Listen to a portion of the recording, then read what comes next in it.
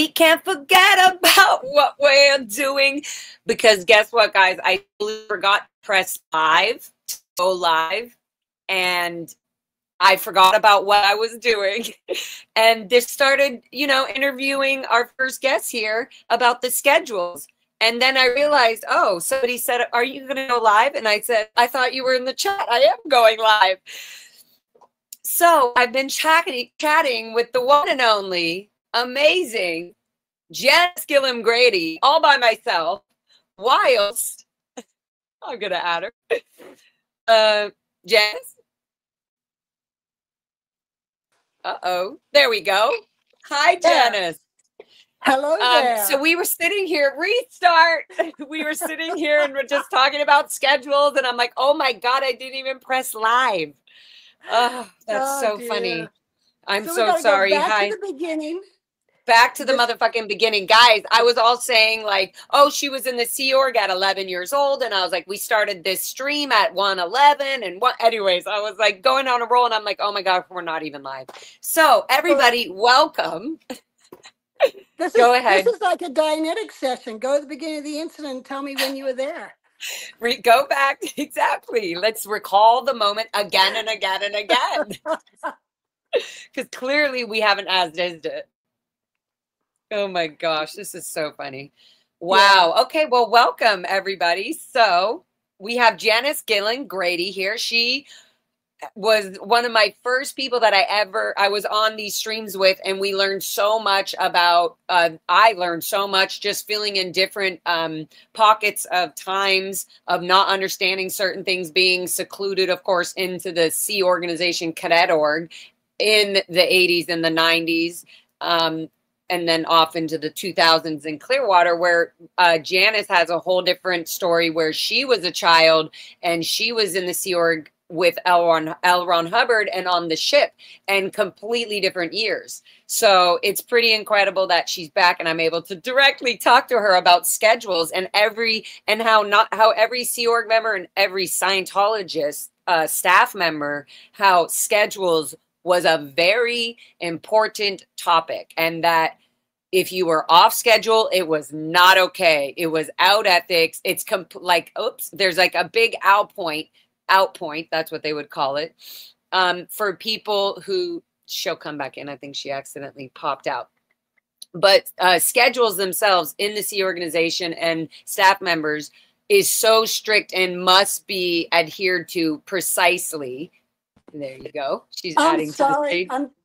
I'm pressing buttons that I shouldn't have done. You know, you're really pushing my buttons here. We've got a schedule, Janice. I know. And I saw this. I thought, oh, maybe this will expand my screen. No. No, it'll expand you OT7 style, completely out of the universe. Exactly. Okay, good. So I just love the first of all, that thank you for being here and thank you for jumping on last minute. I'm like, hey, want to talk about schedules? It's been a minute. Yeah, why not? But also how schedules completely controlled the lives of Sea Org members and Scientologists, like staff members, anybody that's on staff, even if you, quote, are able to go out into the outside world, you're still, if you're a staff member, even as a you know, just a part-time contract of Scientology, you are still now spending, because their anxiety level is constantly on schedule. I must attend. I have to show up. Like all this, it ends up taking even the side of your life that has, quote, nothing to do with Scientology, which I think is impossible. If you're a Scientologist, it's your whole life. But your regular free time away from Scientology still gets corrupted, even as a staff member. So hopefully we'll hear from other people later about that. Right. But I wanted to bring Janice has her version where she was literally working for L. Ron Hubbard on the ship, and she was a child, and you can tell the audience and everybody in a new unit of time, just so they know you. But definitely feel free, guys, to go back in my beginning stages of this mess tornado of Lara FM TV, and you'll find the streams where me and Janice are talking about so many different things, so many different topics, and I'm cutting her off and she's cutting me off, and we love it. Yeah, we had some good laughs. But you know, Yes. also I'd like your audience to know I do have my own YouTube channel too, called Yep. Scientology Peeling the Onion, with where Mark Fisher and I talk about a lot of history on Scientology, and we interview other people, and we also tell our own stories. Yep. So if And that's anyone's absolutely, interested. I wonder if have your thing on here still. And sometimes I don't even think about it, but I still go and I'm listening and watching, and I'll be listening or I'll replay it. And I'm like collecting information from you guys as you guys are talking on your streams. And I'm like, Oh, oh yeah. And again, it's filling. So in my mind, I'm like, oh, good. Janice is, and then I follow you on Facebook or whatever. So I'm like, oh, she's out yeah. in this. I'm always like keeping tabs on people in this and learning, like, as they can, whenever they can jump on a live stream and talk about their story, or talk about somebody else's story or bring somebody on. I love that, because before we know it, everybody's answering everybody's questions that were all hidden and lied to us about in this freaking cult of madness of Right. schedules and Well, you know, target. last week we actually uh, released my video of talking about my leaving and why I left and how I left, Paul and I. I think I saw So, that. Haven't watched that yet. I did see the link okay. of that, and I was like, is this an old one or a new one? Because No, I, it's I just brand new. assumed that you've already told your whole story, but it's like impossible to tell your whole story. Yeah, I had not told it. That's So, wild. And then I thought, has yeah. Janice ever really like told her whole story? That's so wild. I'm definitely going to be watching that. Yeah, there's so many Definitely. other stories I have not told, but Mark had told his. That's where I thought, well, it's time I tell mine. And now Yes. we're going to do a part 2 next week. So it's fun. I love that. And I will be watching that because I'm doing my just healing and learning and just being real with myself. What makes me upset? What's triggering me? What can I heal? What can I soften? What can I take care of and love myself more? And I feel that more information and people being able to vulnerably tell their stories and just say things how they were, and also give them room to be able to learn that that thing could be a different view or a different way of seeing something now that we've learned more about it, or that we've had more therapy or whatever it is, healing in Right. some degree, where we're able to see a bigger picture with love and understanding, and not like, I'm fucking pissed at the world because of this. So yeah, I mean, Yeah.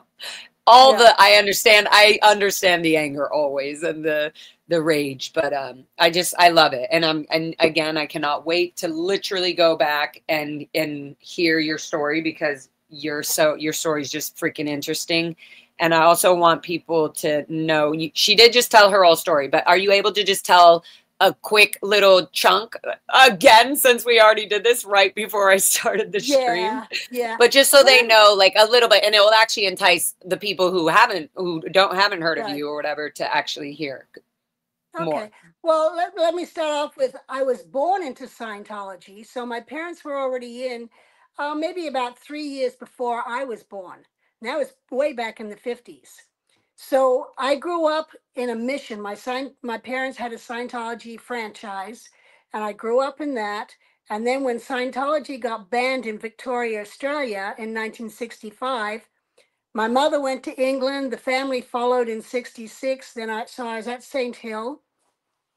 And that's where I learned that when you're on course, you have to be on course on time, or you get sent to ethics by the course supervisor. So that was the first kind of, okay, I've got to be there at that time or else I'll be late and go into ethics. And I'm not one that enjoys ethics. So then when I was 11 years old, my mother had already joined the Sea Organization. So I went to the Royal Scotland when I was 11 with my brother and sister. My sister was just turned 13 and my brother was 14. And we showed up expecting to see our mother. She'd sailed the day before, so we had no mother there. And Mary Sue said she'd agreed to be our guardian until our mother got back. So we kind of wandered the ship and we got assigned the galley and became part of the crew because we had to work for a living.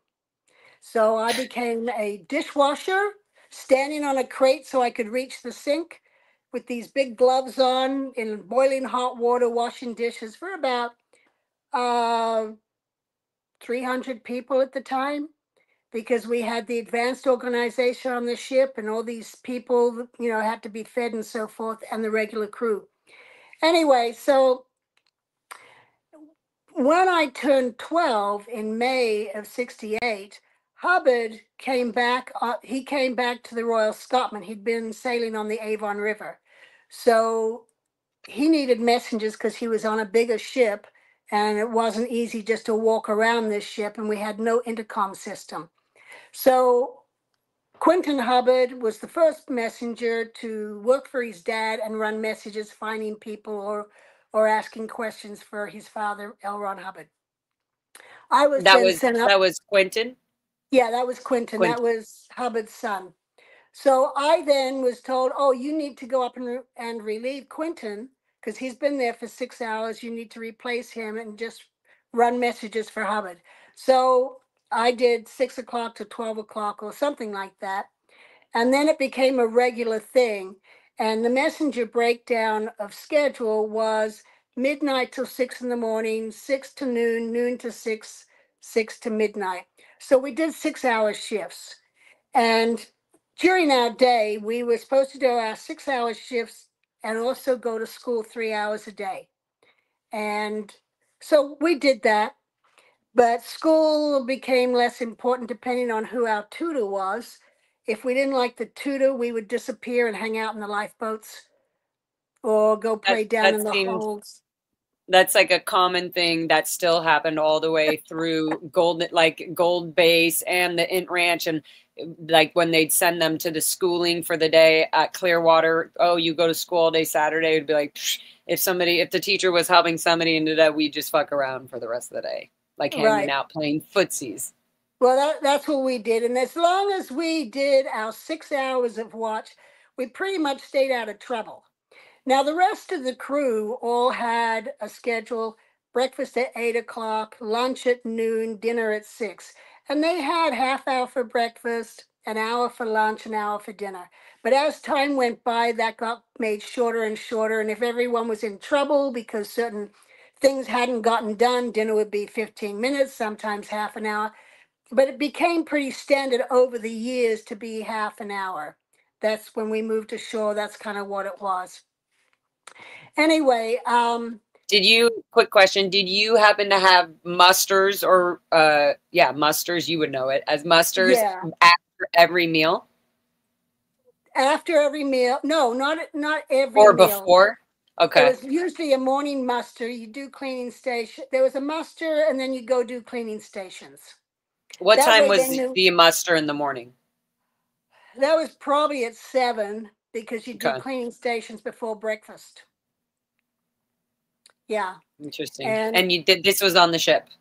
this was on the ship, and everyone had a cleaning station. That's how the ship got cleaned. There wasn't like someone assigned to sweep the Clean the decks whole in ship. between decks. Right, right, Everybody, that's interesting because in Flag, my job after demoted from CMO, I was a public areas cleaner, where I was basically just cleaning everywhere all the time, but in the public areas where people on the public don't realize that Sea Org members still have to clean everywhere around the kitchen, the ship. And so the Sea Org members are actually doing that. right. Or they Well, have people on Sunday or Saturday mornings, whatever it was, that for us, it was Sunday mornings as yeah, CSP. that came later. That we didn't have that Okay, that's until what I thought. 1973.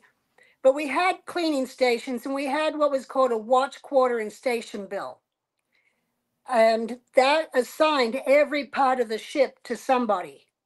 Yeah. And that also assigned people their Oh my stations. God, WQSB. Oh, it Yes. triggered. If, Line up for WQSB. yeah, so if we were going to dock, everyone had assigned position when we were during docking stations. And like there I was as a 11-year-old, my job was fender tender. So I had to drop a fender over the side that we were docking on as protection between the dock and the ship. At one point I was walkie-talkie, forward walkie-talkie. So I was on the walkie-talkie on the front of the ship communicating to the bridge and instructing people when to drop the lines, when to drop the anchor or throw out the lines as we were docking or anchoring. Wow. So different people had different jobs like that. And that was also on the watch quarter station bill.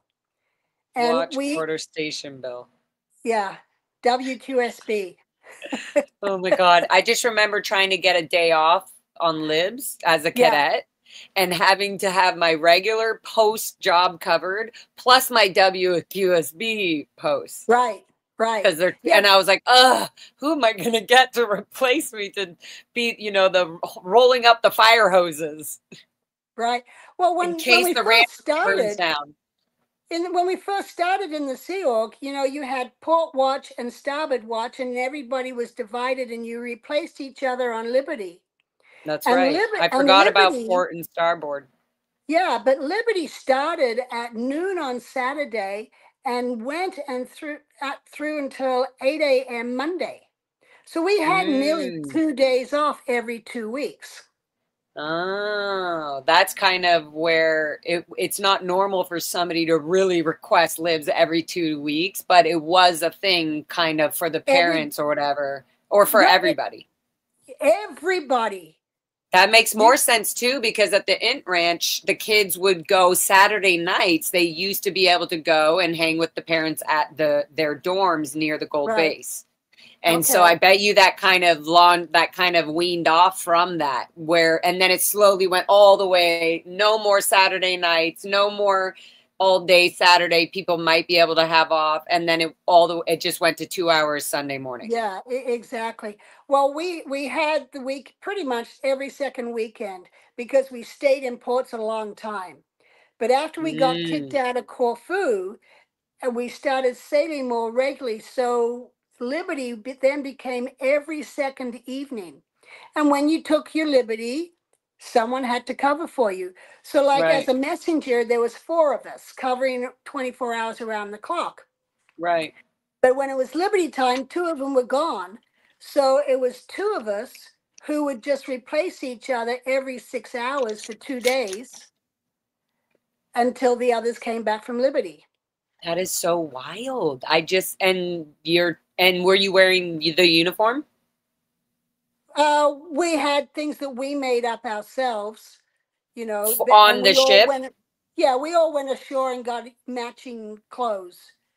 So it was interesting. Uniform. But it kind of had wasn't the vibe sort of like you have to have so at one point when they were getting more strict, they wouldn't let us have certain types of shoes or something or whatever. Yeah, that's stupid. Yeah, but I think they would say okay, the uniform is black shoes, navy pants, black shirt, or something like that. Yeah. And so you just have to wear some form of that. Well, on the ship, people wore jeans, and they pretty much come with blue or white T-shirts or button-up shirts. Was it a thing to have it separated to have the Sea Org look different than a regular ship? When did the heavy naval uniform come in? Well, there was always an officer uniform, but a lot of people didn't have those. If they went on mission, they would go to the uniform in charge, who would fit them out in a uniform to wear on their mission. And when they came back, they turned it back in. And a lot of the crew, the deckies wore jeans and T-shirts. And it wasn't usually supplied by the ship because we didn't have the money for it. So people would just go ashore and buy blue pretty much and wear that. And when you went on Liberty, you wore your civilian clothes. We called them our civvies. Yeah. And that's where we got that from. Yeah. But so the schedule was pretty much 6 to 12 for the messengers, and we came up with our own uniform. And so that people we'd come off watch and we'd just hang out with people, and people would think we were still on watch because we're wearing the same clothes. So Hubbard put in a thing to make us wear the sailor hat. And it was like a regular hat, but it didn't have the bill on it. It was just like a sailor hat. Yeah. And it had the Sea Org symbol on it. And, I hated wearing that. And so I would carry it with me and twirl it around my finger one way and back the other, because I hated having to wear it, and people would know I was on watch, you know. Or and then when I'm going back into his office, I'd put it on my head and go in and Oh my goodness. Yeah, that's like, it's so funny. A lot of people do that. They'll like try to wear really cool shoes or something like comfortable or nice just to be like, oh God. The hats, everybody hated the Sea Org uniform. Was just like, what the hell is this? This is so uncomfortable to wear, yeah, spiritually and just look wise. It was just like, oh, what is this? Also, I just don't like hats on my head really, but yeah. right. Well, you know, there was one time we used to always wear pants, and there was one time Suzette Hubbard and I were cooking French fries with butter in her cabin, and I hit the pan and it spilled on my leg and burnt my leg. So Suzette went and got Mary Sue to come down, and she patched me all up with her communicator, Nikki. And then it was like, I can't wear pants going on watch, you know, with this big burn on my leg. So I figured, okay, I'll wear a dress. And in those days, you didn't wear a dress with sneakers, or at least that was my think. Yeah. So I show up in a dress with sandals on. And these are like kind of like flip-flops with your toe that goes between them. You know, the strap goes Yeah. between your toes. Oh, did I get a lecture on that? Because then Hubbard sees I'm wearing flip-flops on watch, and he feels that flip-flops can, if someone steps on the back, and these were leather ones, it could rip your skin. And so I got a lecture on that and had to go change and put my sneakers on. And even years Did you later, wear when we, pants or no, I had to wear my sneakers with a dress. oh my God. But even years later, when we were in Hemet, and he was living at a location away from the base in an apartment building in town, I showed up again with flip flops on, and he sees that, and oh, I got that same lecture. So here we were years later, and then when we went out for a drive and went to a grocery store, and then he spotted a shoe store and walked me over to the shoe store, had me try on some shoes, some sandals without the strap going between the toes. Yeah. Wow, Anyway, that's so wild. And then just seeing how just in pictures and everything, how slowly the uniform from like the 60s and 70s and then 80s got real strict and then 90s and now flag and well, all everybody has their very specific uniform. and you know that was Miscavige. You Oh know, yeah, I know. I when was we're I on the was in ship, TMO doing that, like yeah, all well, of the inspections. Who was right. approving the, you know, his clothing. Tiziana Lugli's dad. The Luglis were Oh, making all the uniform, you know, or like that was, approving them. yeah, It was that was so years stupid. later. That was Yeah, years boy. later. But Yeah. on the ship, the Commodore had the aides get uniformed, and he had his own uniform. So he had a tailor come, and the aides got uniforms, and the crew still, you know, whatever they could put together.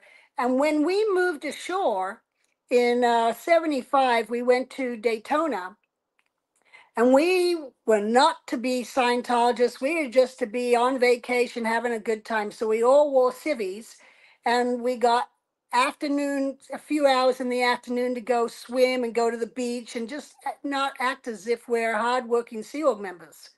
Mm-hmm. So, and so musters actually fell out or were done in smaller groups, not as the whole organization. And on the ship, when we did Interesting. musters, yeah, well, on the ship, you always did Chinese school.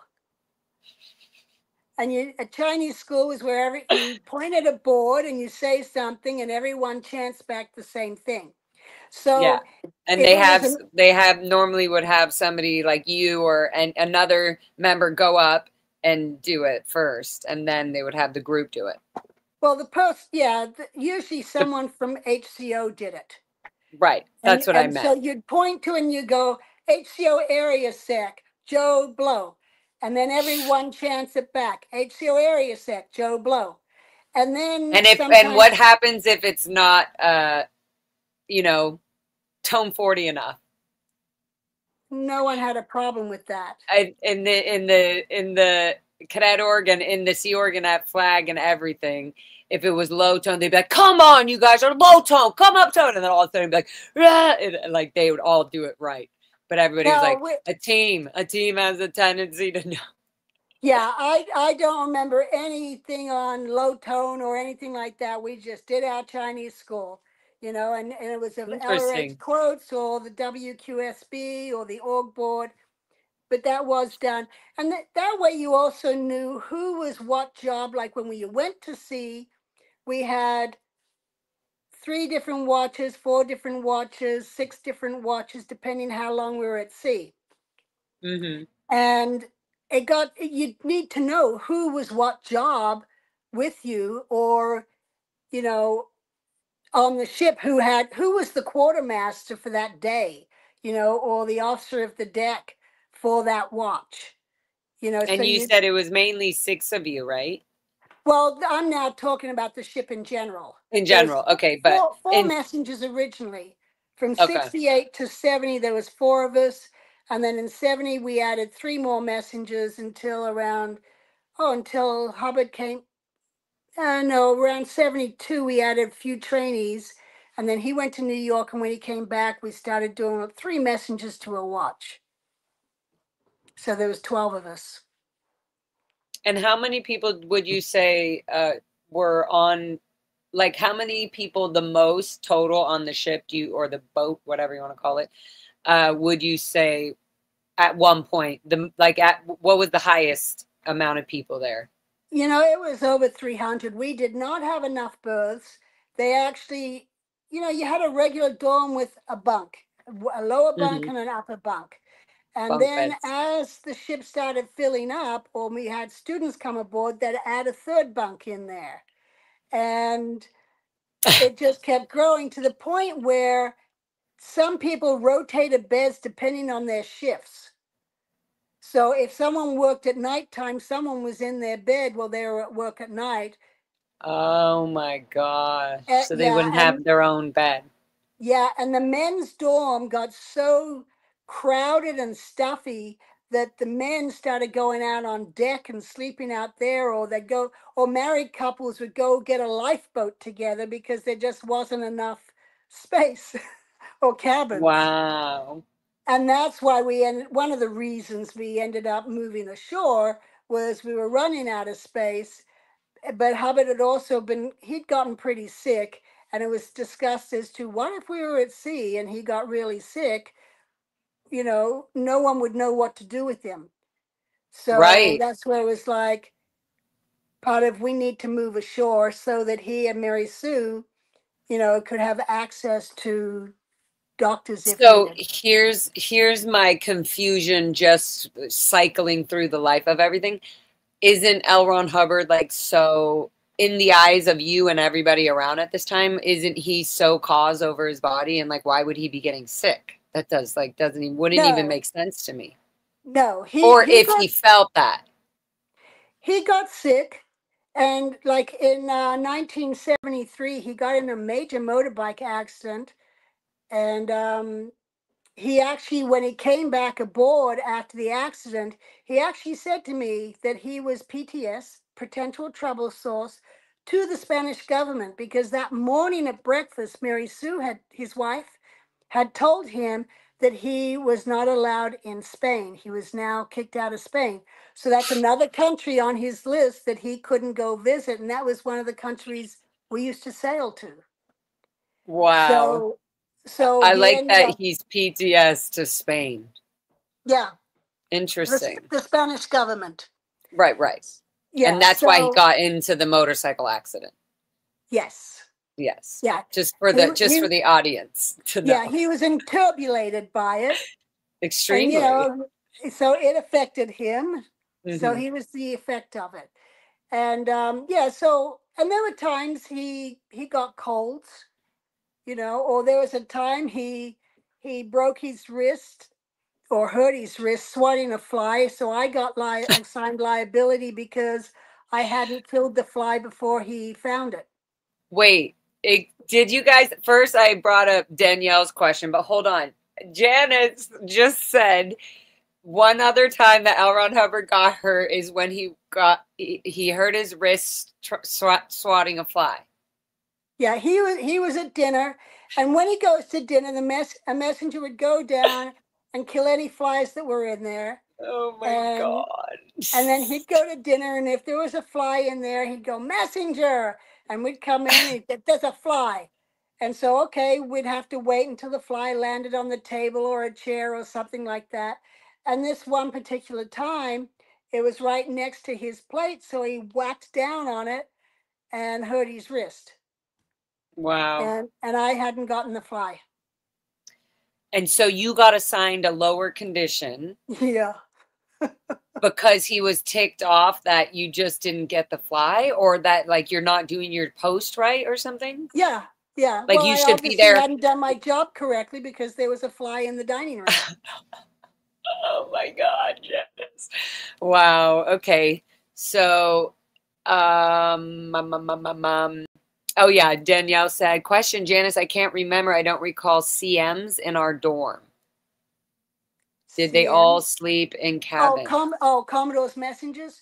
Uh-huh. The trainees all slept down in the dorm, but the senior Okay. messengers, the original four of us, we had cabins on B deck or A deck, and the Commodore was on A deck, and so we were on either one of those decks.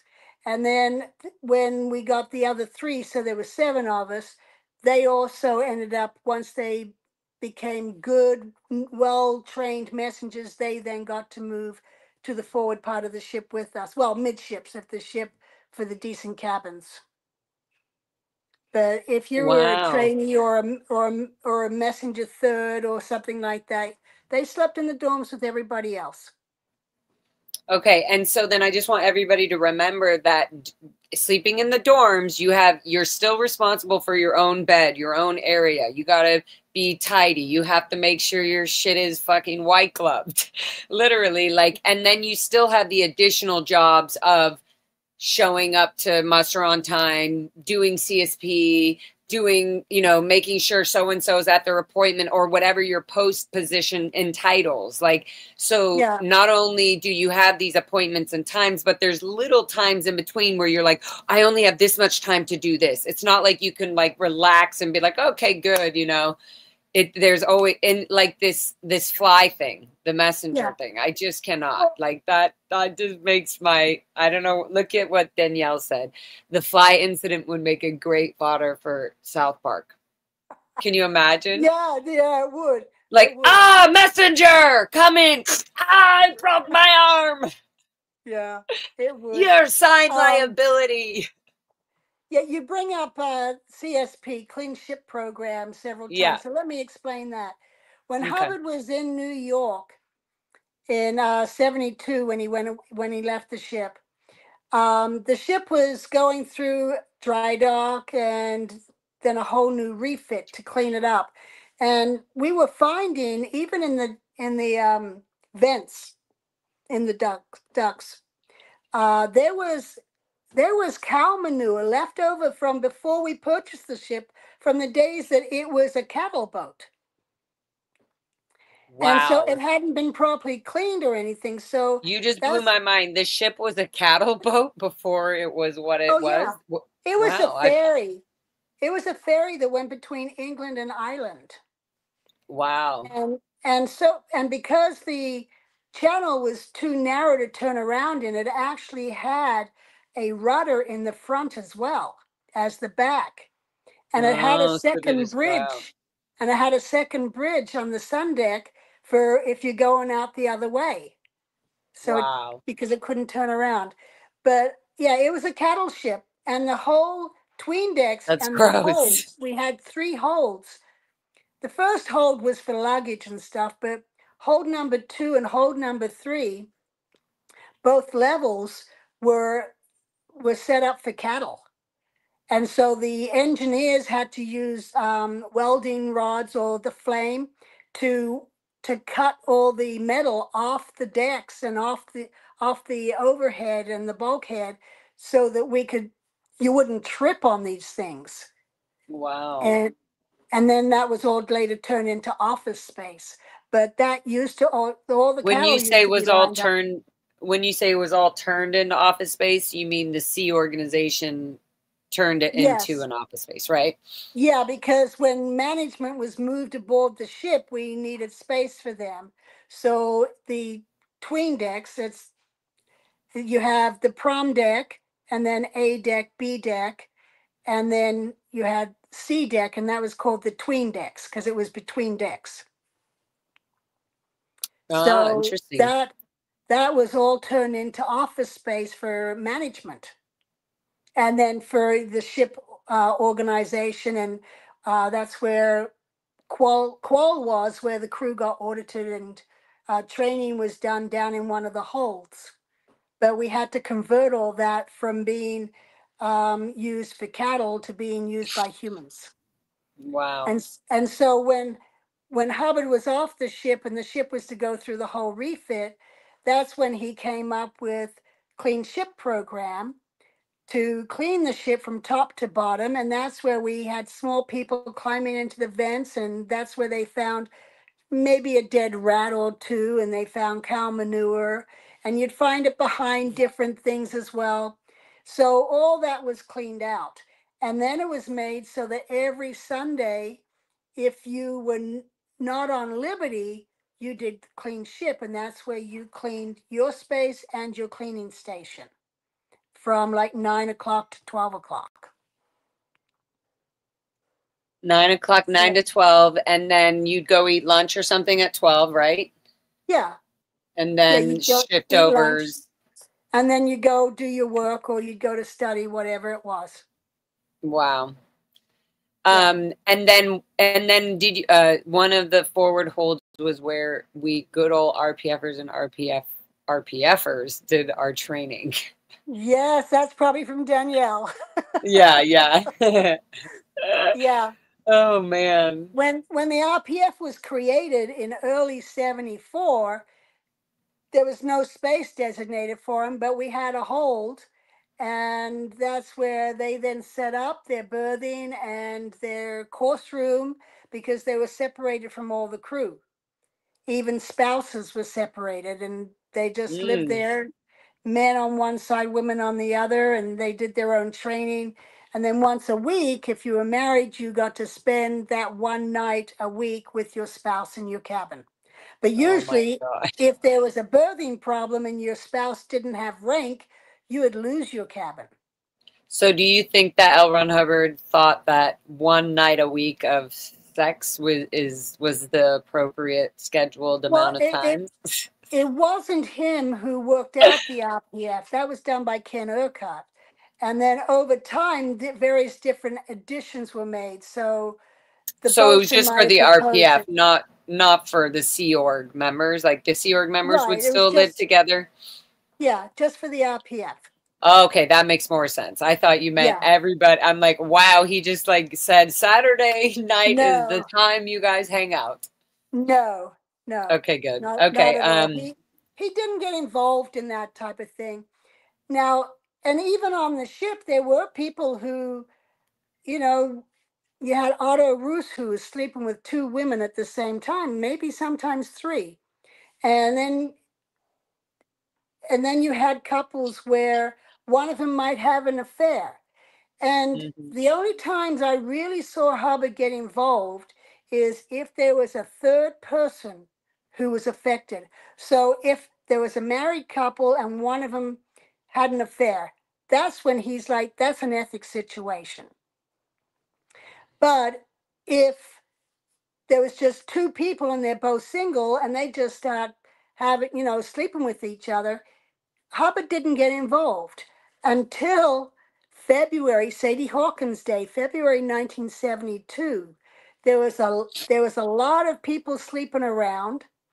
I remember there was even one time the medical officer, someone went to them, they had a venereal disease, and so who'd you sleep with? And it tracked back, and there was 11 people involved in having somehow been sleeping with each other, but they were all singles.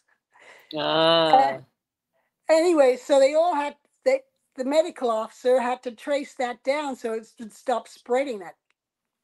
But on Sadie Hawkins, what Hubbard did in order to try and calm down the people sleeping around, he said any woman that got a man to marry her would get a promotion in rank. So suddenly there was this influx of marriages. Oh my God. And these women were getting promoted for getting married. And it Wow. kind of helped. It kind of helped calm things down of the people sleeping around. But wouldn't that technically save space if like two people were in one bunk? Yeah, but well, you'd have a cabin. You wouldn't have. There were women that snuck into the men's dorm, or men that snuck into the women's dorm, apparently, or the steward's dorm, or the engineer's quarters. So yeah, that did happen. Or like in the engineer's quarters, there might be two bunks. A an engineer, is on one bunk, and if the guy has a girlfriend, she might have moved in with them, and she'd be sleeping with him while the other one guy's on watch. So Yeah. they all figured it out. Danielle said, except for Odo's, Janice.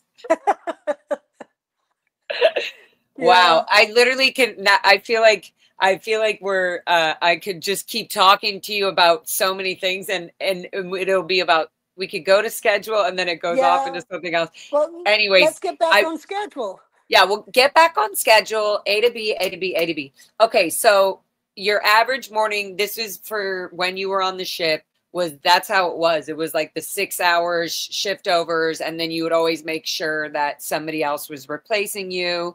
And then uniforms weren't really strict at the time, but it was just. But you got to be clear. The six on every 24 hours shifts.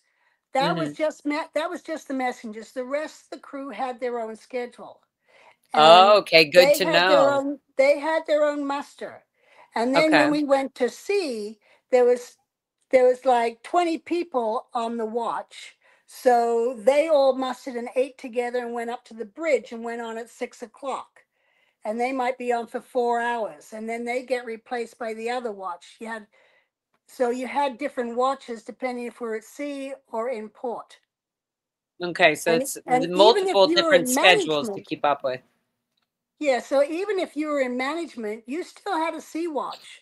So right. If you were a programs chief running an organization, you had to stop what you were doing and be on the bridge or at the bottom of the bridge for a muster of your watch before going up to the bridge and taking over relieving the people that were already there. So there was different things you had to juggle. You had to juggle your regular, you had to juggle port and starboard watch duties. You had your sea watch duties, your job, whether you were in management or whether you were a steward. Stewards didn't do bridge watches. If you were a decky, you had to repair the decks and the ship lines and all that kind of stuff, or paint the ship. But when it was bridge watch, you dropped everything you were doing and you were there on time for your watch. That's so interesting. And it's the same thing, right? It felt like it was the same thing with, like, if you don't show up, you get a report and you're sent to ethics. It's always like ethics is looking for you. Like, there was never like, it wasn't so. Yeah, go ahead. But most people, you get ginned into it, and a lot of people, they learn not to be shabby, and they learn to show up on time, And there were people who, every morning at 8 o'clock, when we were in Corfu, there'd be a muster on the deck, and some people might be missing, and it wouldn't really be a big deal unless their name was on the list to be thrown overboard. I wonder if you think that around. The list is read out and everyone's looking around. Where's Joe Blow? Why isn't he here? He's supposed to go overboard. And that's another thing about the musters of why they always have them. It's like, where's Joe Blow? It's been a minute since he's been here. He was supposed to be. He needs his bucket of water dumped on him. Right. So the master at arms might go down and find him still in bed and get him out of bed to come up to get thrown overboard, you know? Wow. But Wow. if you're on a late watch at sea, maybe you're on from midnight till 6 in the morning or from 9 to 12, you were allowed to sleep in because that's your schedule for being at sea.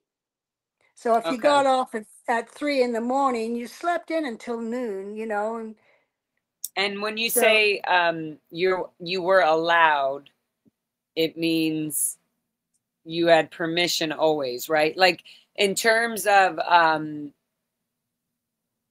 I guess this is a good, when did the ship aspect end? Lana, I don't think, I feel because the Freewinds is still there and I've never been on the Freewinds. I don't know. Have you ever been on the Freewinds? twice. I Okay. did the mission. I Um, did the mission that set it up. Interesting. Okay, so I was wondering, so and because they had you do that so that you can turn all this sort of whatever you knew from the ship end of it, from L. Ron Hubbard days Well, over.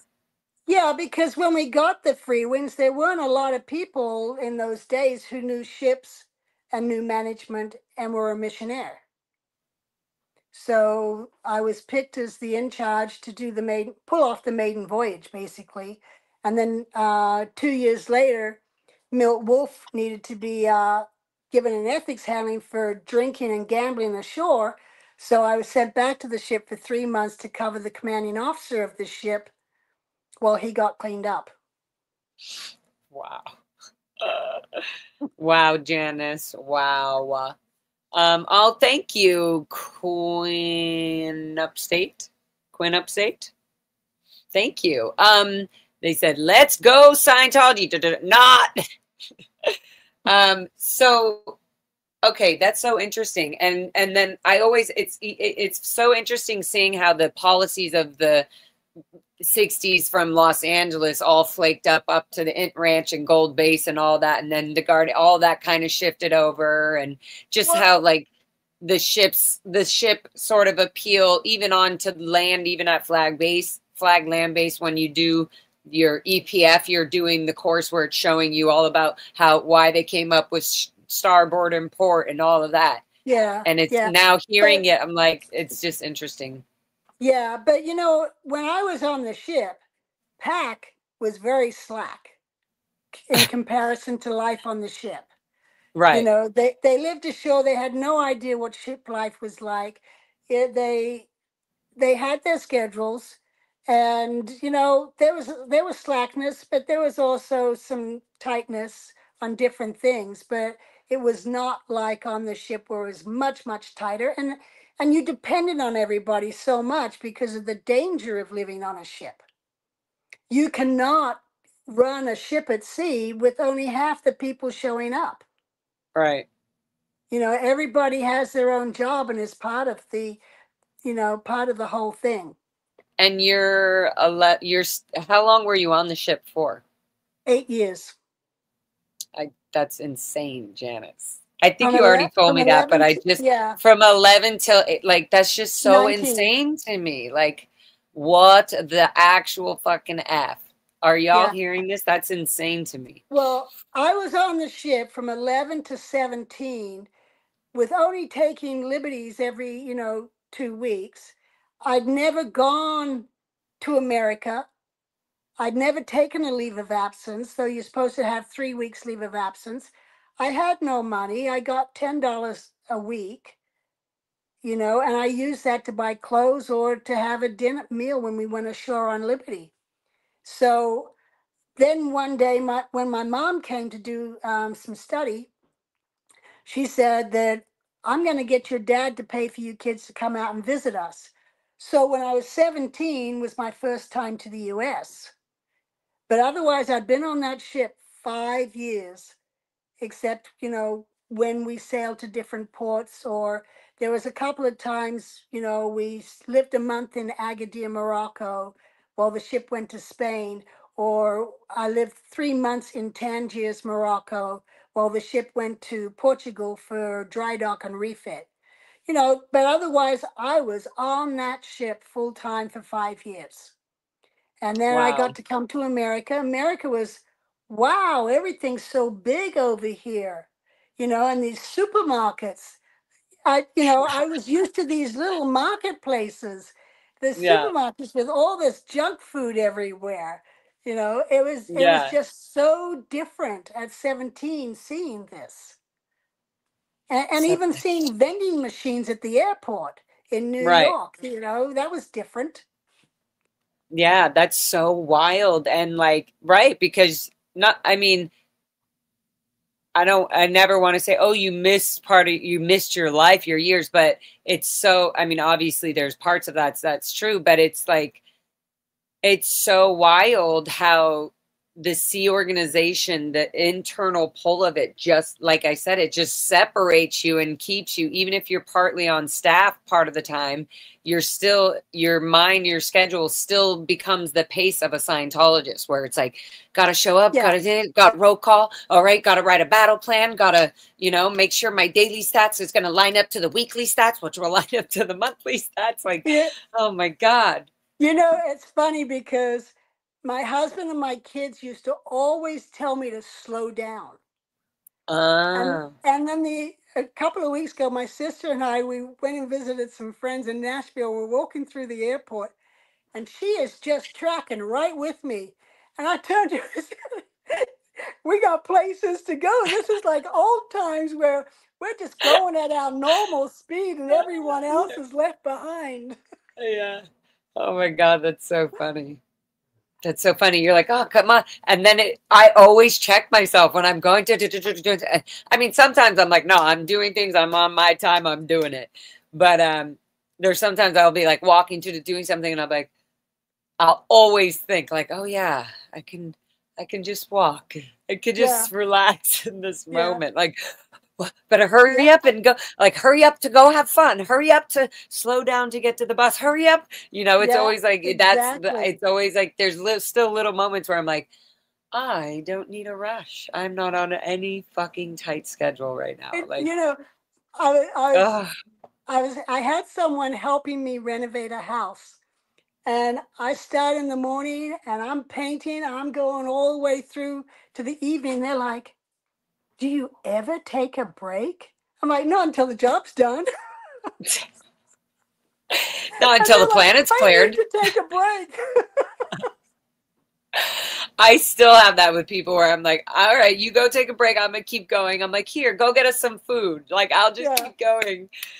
Oh my God. And I even do that sometimes during protesting. Definitely my chat is definitely very much Laura, Yeah. make sure you eat. Laura, you still haven't, you said you were gonna go get water like 4 hours ago. But like I'm just in it doing like it's just so wild.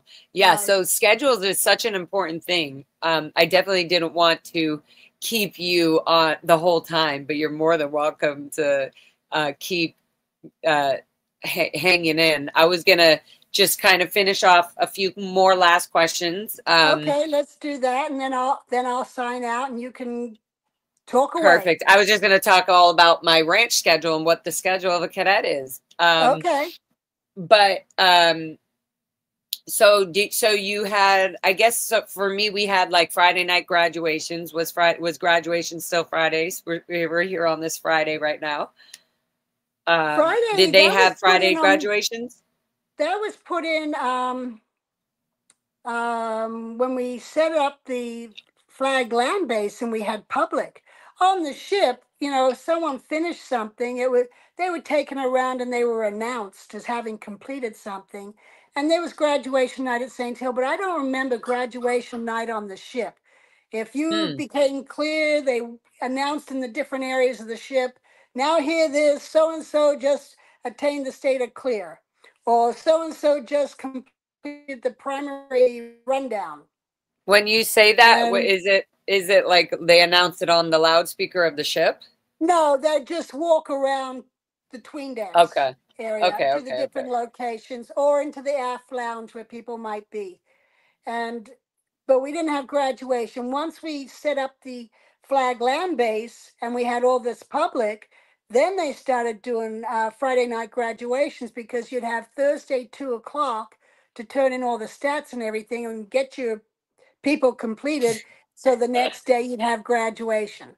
to Right. acknowledge them. Okay. So that's still, of course, how it is today, Thursday. And then also, did they have staff meeting, Thursday night staff meetings? Was that at Thursday after 2 or whatever, or no? Not on the ship, we didn't have staff meetings. That was something later that was put in later on. Okay. And then I'm just I'm gonna I'll let everybody know why I'm specifically asking these things, because this is how it was or still is currently to today. Right. So Sunday morning CSP, that's where the CSP comes from. If anybody was always questioning me about that, why do you call it Sunday Right. CSP?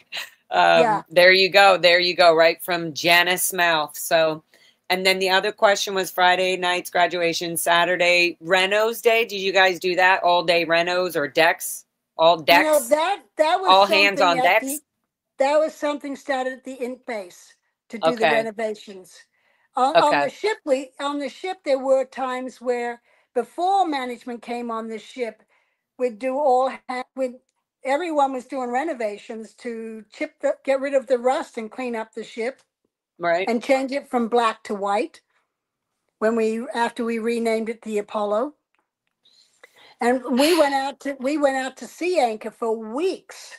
We Wait, kept wait, going wait. to a port. Did you just say change it from black to white? Yeah. I have Yeah. never heard of that. Was I completely too stoned? Did you tell me that at some previous episode, or was my mind just on five No, cylinders? no, I've probably never mentioned it, but Wait, the I Apollo was a black ship, yes. and then you Yeah. guys painted it all white. Yeah, when we got Okay.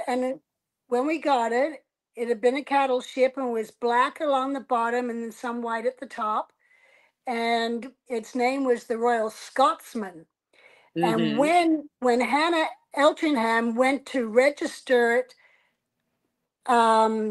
they left out the S on Scotsman. So the legal name went after, because they left out the S by mistake. It changed the name from Scotsman to Royal Scotman. So Ah, all we had to do was go and paint over the S in the middle of Scotsman, and we had a name change. wow. And when Hubbard noticed it, he said, maybe this will work out better for us, because the Royal Scotsman was what we'd purchased, and the Brits were looking out for the Royal Scotsman, but now we were sailing under a different country with a different name of Royal Scotman. And then when we were in Greece is when Hubbard decided to change all the names on the on the Enchanter, Avon River, and the Royal Scotman. The Royal Scotman became the Apollo, the Avon River became the Athena, and the Enchanter became the Diana. And Ah, we did a whole name changing ceremony, but we were still black. And it was after we left Corfu later on that we painted it all white. wow. Interesting. That's a good little rundown of the Yeah. ships and boats of Scientology's sea organizations. Alana said, I'm assuming they go around to all these countries docking, they recruit. Was there an intention to No, recruit when they docked, or? no, we did not recruit from the ports that we visited. Okay. No, we recruited Scientologists. That's And what she some of means. them had only had a basic course, or, done the com course or whatever. But they came through the Scientology organizations. We did not recruit from the ports we visited.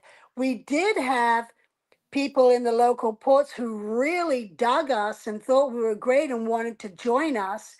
And offhand, I can think of at least 3 that did. Bakasim Faraj, who I've interviewed on my Scientology Peeling the Onion. I did 3 interviews with him. We recruited him from Algeria. Wow. And Abdel Rabaj, we recruited him from Safi, Morocco. And Danielle Ezeki, I think he came in Dakar. So, and we did have a young lady, Helena, who came aboard in Portugal.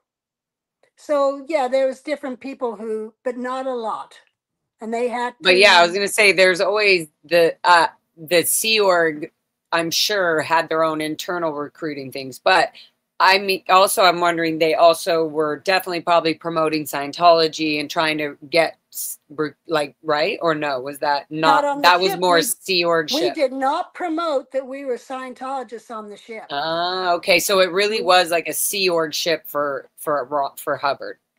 yes, it was there, and its purpose was to get ethics in, and it would send out missions to the different orgs, and it took over it moved management aboard, and then management would send out missions, but it did not recruit or promote Scientology in those ports.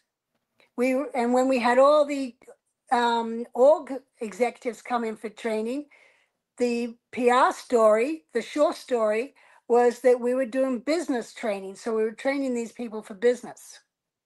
Mm, wow. Yeah, but The shore no, story. we were called the mystery ship, and the different embassies would telex each other who's seen the mystery ship Apollo, because the CIA was tracking us as we went along.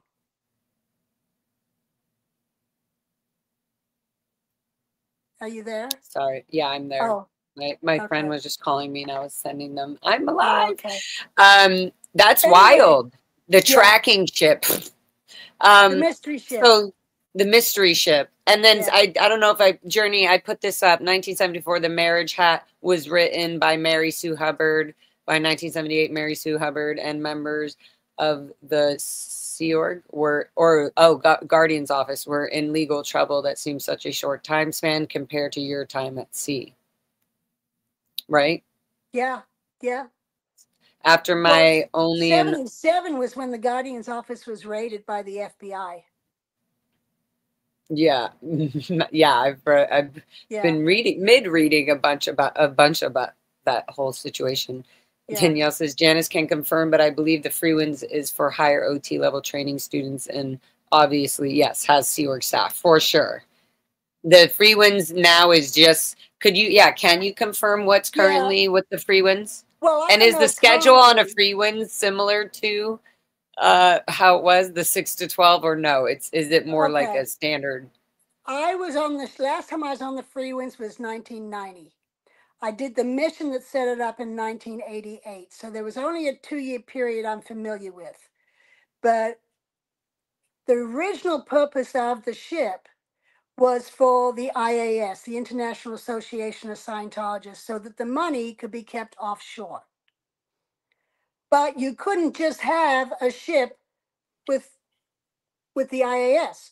So that's where they came up with, oh, let's give them OT8. OT8 originally was supposed to go to the Flag Service Org, the FSO, Right. That's but it right. was taken from them and moved to the Free Winds with the excuse of it needs confidentiality so that the OT8 materials don't get stolen and that type of thing. But Hmm. that was just a cover story. It was to protect the money coming into the IAS. And the IAS is actually against policy. It should not even Mm. exist. Hubbard, Mm. if they read the policies, Hubbard was very much against membership and associations and that type of thing. He wanted the orgs to make money through the delivery of Scientology. And if they delivered standard tech, the people would re-sign up for the next service, and that's how they would make their money. It was not into donations. If he knew that there was donations happening for renovations, for buildings, for this and that, oh my God, he'd be spinning in his grave if he had one. He was cremated, so Mm. Wow. yeah. Anyway, back to schedules on the Free Winds. Back to schedules on the Free Ones, guys. Don't get us We distracted. we did tighten the schedule when I arrived on the Free Winds because we had a certain amount of time in order to get the renovations finished and get everything set up in order to be ready by a certain date for the public to arrive for the maiden voyage. So I did shorten schedules and we had it tight, but people still got their 8 hours of sleep. You know, they pretty much got 9 hours at night, half hour to get ready for bed, 8 hours sleep, half hour to get up in the morning. And some people would just shorten that themselves naturally because they were dedicated to their jobs. And then we also had study time so that the people could get trained on their jobs. And we didn't have liberties. Well, we had a few, but it was mostly after the maiden voyage. Everyone was given a liberty and go have a good time. You know, port watch went and then starboard watch went. And I even went ashore and rented a boat and went speedboating just to have some fun. So there were tight schedules, but once the maiden voyage was achieved and it started getting into its regular routine, schedules were lightened up and the crew got liberty every second week, you know, and they got longer meal times and so forth. And then I don't know what happened later, but I do know, like we were talking about uniforms as well. And it was the crew at the flag service hall being uniformed. That was David Miscavige. The people at Gold or the Int base, that was David Miscavige. Before that, we just wore civilian clothes because Hubbard didn't want us to stand out. He wanted us to fit in with the locals. And it was Miscavige who had this bright idea and wanted everybody uniformed and had my husband fire a mission to work out the uniforms and go to Taiwan and get a company worked out and making uniforms and getting everybody measured and all that kind of stuff and finding another company that makes shoes for everybody. My husband ran all those missions back in the mid 80s. And that was Wow. started by Miscavige. Before that, we wore civvies. Wow, there you go. So that's Yeah, where all that came in. I remember that whole, because even for the cadets and the gold base staff, Saturdays and Sundays would be more civvies days, where the other days right, would be right. uniforms. So, and then Now, it's just gotten shorter and shorter and shorter. yeah, and when we did have Cine, those guys did get T-shirts with their job, cameraman on the back, or lighting, or gaffer, or whatever, so that you Uh-huh. could tell who is what job. And Hubbard had messengers. He had us in black and white checkered shirts, kind of like a race car flag at the races. He had us wearing one of those and a red So that he bandana could so see that you. he could see you so you didn't blend in with everybody else. And that was when we were filming up in the upper res at Gold.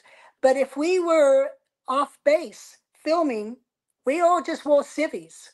We did not Wait, wear did you just uniforms. say at the upper res? Yeah, The upper res, where was that? that was up by Bonnie View, Okay. Hubbard's house. Yeah, there was a upper reservoir. And Okay, okay. we turned that into the first movie studio. And Hubbard would have to climb down a Oh, ladder to get down there, and that's where we set it up. Well, the gym down at MCI was being built, and that became our first big studio before they ended up doing the castle. the gym and MCI. Wow. Way Yeah, before the castle, right? yeah, way before the Yeah, castle. Yeah, they did the castle like near like yeah, like halfway through the ranch, near the end years of the cadet ranch with us. We're oh, like, oh, okay, they're building the castle. yeah, And so I kind of saw the castle, not kind of, I would walk every week when I would go do my auditing or whatever, my sec checking or whatever it was at Gold Base, I would see the castle just getting bigger and right. bigger and bigger and bigger and Well, bigger. it didn't exist when I was there. Oh yeah, the castle didn't. No. And Yeah, did no, was it didn't. the golf course there? The golf course was always there. When we bought the place, we bought it out of It was there. bankruptcy. It was a golf Right. course. And so we're the ones who let it overgrow Okay, okay. So and it's still and that's owned another by. story I'll cover at another time is I was gopher in charge of that golf course. Oh my goodness. I think you told me some of this in other streams about being the gopher IC, and I was laughing because I was the gopher IC at the Int Ranch. Oh, So okay. Well, silly. good. We have something in common. Yeah, that's how I was. I think that's something we laughed at. Oh my goodness. Yeah. Anyway, I'm Okay. gonna have to go. Okay, good. Loves. Yeah. Amazing. Thank you so much for coming on. Thank you so much You're for welcome. spending so much time and answering all these questions. You've literally taught me more again about stuff I didn't know. Just little details that fill Yeah. up the questions. And then thank you again so much. And everybody go see Janice's her channel on here on YouTube. It's called Signs of, what is the first part of it? Scientology, peeling the onion. That's, I always want to say Peeling the Onion, Scientology, Janice Yeah. and Mark, but it's Yeah. actually Scientology, Peeling the Onion. Yeah, So and that's easy actually, to remember. I do a whole series. I think it's up to series number 10 of messengers. So messenger 1, 2, and I just go through all the years on the forming of the messengers, Commonwealth Nice. messengers. Yeah. Nice. So Journey, anyway, did you hear that? There you go. Journey and Scientology Geek, they've been mapping and putting dates and schedules and buildings and times. So I'm sure they'll be like oh, taking, okay. they'll be addressing your channel if they haven't already. I'm sure they have. Yeah, we cover a lot of history there. Awesome. Amazing. Yeah. Thank you so much, Janice. Okay. And again, it's so good to see you. And I loved, You too. I'm going to be watching the last stream you did on your channel. I'm so excited to hear your full story. And thank you again for all the Bye, healing everybody. you've given us all. Bye. Okay. Wow. Janice. So yeah, there's the life of somebody who, broke down the scheduling and how all the normalness of the schedules of Scientology and the Sea Org all came about. Wild. And how and how it really is when you're in the Sea Org or on staff or in Scientology, any of that, you can't, there's no free time. There's no time to think oh, what am I going to, oh, I can't wait to just lean back at home and have a nice, mug of tea and no, that's every minute of your day is planned, including getting that Starbucks or that coffee or that drink in the morning and running to the store Sunday mornings for CSP. To go get that shopping gift for your nephew that's a non-Scientologist and you're trying to just keep the PR in. It's always about keeping the PR in for Scientology. And so it's awkward when a Scientologist or Sea Org member is pulled out of their comfort zone of the schedule, because reminding them that they are so stuck to a schedule and so integrated into this idea that having a schedule and constantly being on the go is normal, which is part of the deep reason they're kept mentally themselves inside. Not only are they putting their own ethics in when it goes out, but then they're sticking to a schedule that they're having to remember and uphold to at all times. So when you see somebody and you break them out of that mindset, I feel like these are the ways to sort of deprogram them right away. It's when are you going to not have to be on a schedule? When are you going to not have to be working 24/7? Because you're working 24/7. If I'm doing assistant work for somebody and I'm just and I'm sitting there with them, or if I'm caregiving and my boss falls asleep, I'm still working. And even during that time, if there's downtime, I can relax and look at my phone and do other things. Whereas in Scientology, that's not the case. So schedules are very strict and important in keeping Scientology, Sea Org corruption together and everything. Let me get this really quick. 1 second, guys. Hi. Hello? Yes, I can hear you. You're here? Okay, give me 2 minutes. I'll be right down. Thank you. Okay, good. Okay, guys.